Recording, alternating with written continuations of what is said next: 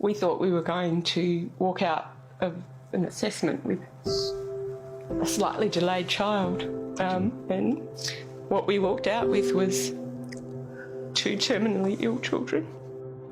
When you get to older children, I'm gonna make it to 20. It's a pretty hard thing to take. I don't know how we'll watch them suffer. That's my biggest fear. We first met Megan and Alan Donnell 6 years ago, shortly after not one, but both of their children were diagnosed with Sanfilippo Syndrome. How different are Isla and Jude to the kids that we met back in 2014? They both have an intellectual disability, and Isla has now begun to regress. Isla? She's almost non-verbal. She became incontinent almost overnight, and her gait is now starting to change. That little girl that she was, you know, this bright, vivacious, sassy little girl, she's gone and we didn't get to say goodbye. Jude continues to engage and talk, but he does suffer behavioural issues. Chances are you've never heard of Sanfilippo Syndrome, a form of childhood dementia. The condition is so rare it affects fewer than 100 Aussie kids. It causes progressive brain damage, robbing children of their mind and body and ultimately taking their life before they turn 20. Isla, now 11, and Jude, 9, are considered middle-aged in terms of this disease. So does Isla still recognise you when you come into the room? Does she know that's Mum?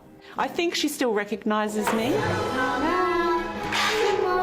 She'll look in my eyes sometimes and we connect, and she'll smile and she finds joy in things again. Do you think the kids understand what's happening to them? No, I've always thought that's been a little bit of a blessing in a strange kind of way. That Wally? No. No. But they've never had the cognitive ability to understand that they're even different. And, you know, in a lot of ways, that has eased the pain for us because they don't know what's coming. Where is he? There's no proven treatment or cure for the disease. Megan and her charity, the Sanfilippo Children's Foundation, have been leading the charge to fast-track medical research. So much of, or all of the work that we've done has been driven by families like mine who have been empowered to raise money because the drug companies aren't going to do it. There's not enough return on their investment. Megan's foundation has pumped almost $5 million into scientific programs aimed at discovering a new treatment or cure. Researchers are hoping gene therapy will be a game changer, with a number of experimental trials happening around the world. Whilst there's promise and potential, there's still a hell of a lot of work to do. These therapies take many years to develop and to produce. One such trial is underway in South Australia. We're providing a form of gene therapy where we replace a working copy of the gene to the children who have a dysfunctional copy of the gene, in the hope that this will impact their disease progress. Where does that one go? Megan believes one of the critical pieces of the Sanfilippo puzzle is providing couples with free genetic screening before they start a family. Currently you can go to private companies where they will take a sample of your saliva and they will test you for around 500 or 600 different disorders and explain to you the risk that you carry. If we had done that, we would have been able to avoid it. We could have gone and had IVF or other options that would have allowed us to have a healthy family. And sadly, the couple's marriage has buckled under the weight of this disease. So my husband and I have separated since the last project. We didn't want to be statistics, but in the end it was just the pressure of everything was too much. Daddy?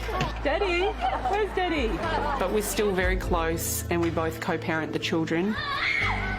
Do you still hold out hope that a cure will be found in time for Isla and Jude? Realistically, I think that they are beyond the cure, but I'm so hopeful and really excited by the next generation of children and families who are dealt the same cards that we have been, and the different outcome that they may experience as a result of the work that we've done. You look at Oliver and you wouldn't think he has a terminal disease. He looks healthy. You know, every time I hear a new diagnosis, I feel it all over again. Until March this year, Catherine and Philip McCoombes were unaware they both carried the defective gene that causes Sanfilippo. As a couple, they had a 1 in 4 chance of having a child with the disease. 4-year-old Oliver has it. His little sister Maisie doesn't. Our biggest wish for Oliver is that a cure will be found and he will be saved. Our biggest fear is that we will lose him and that he will have to suffer.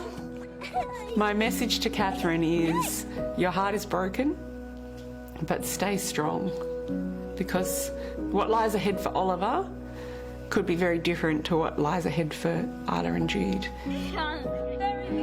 And you have to know that whatever you choose to do with him is the right thing. You're his mum and you know best. How are you preparing yourself for that moment when you'll have to say goodbye? I don't think you can. I hope that, like every stage of this disease, when I get there, I'll be able to deal with it. I may even welcome it when we get there if they're suffering. I actually try not to think about it because, you know, I want to enjoy the time I have with them. Someone said to me very early on, look for the gems, look for the little nuggets every day. Do you still find the gems in the day, Meg? Every day. Tomorrow, I love you. Tomorrow. Sometimes those gems are 2 seconds long, but we find them.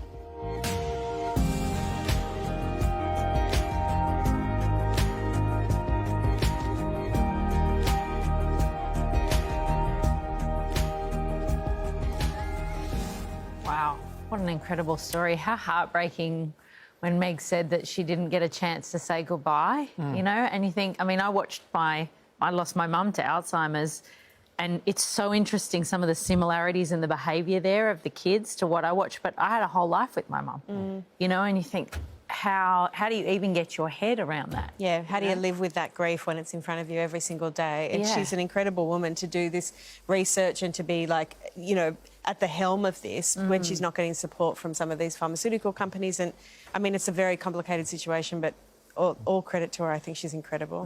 Though, you know, they say that grief is not so much about what you've lost, but what you missed out on. And I imagine with children being in that scenario, it must be so much greater. I think it's really interesting with the research piece. You know, I know Meg was saying it's very difficult to get research funding, but I was reading that actually if there is treatment that comes out of this or discoveries, it could actually help with other neurological disorders in adults, things like Alzheimer's and Parkinson's. So if you are thinking about donating, the McCoombes have in fact set up a fundraising page to generate funds for research through the Sanfilippo Children's Foundation that you saw referred to there. You can head to our website now for details on that. Unbelievable work. We'll be back with more Sunday Project in a moment.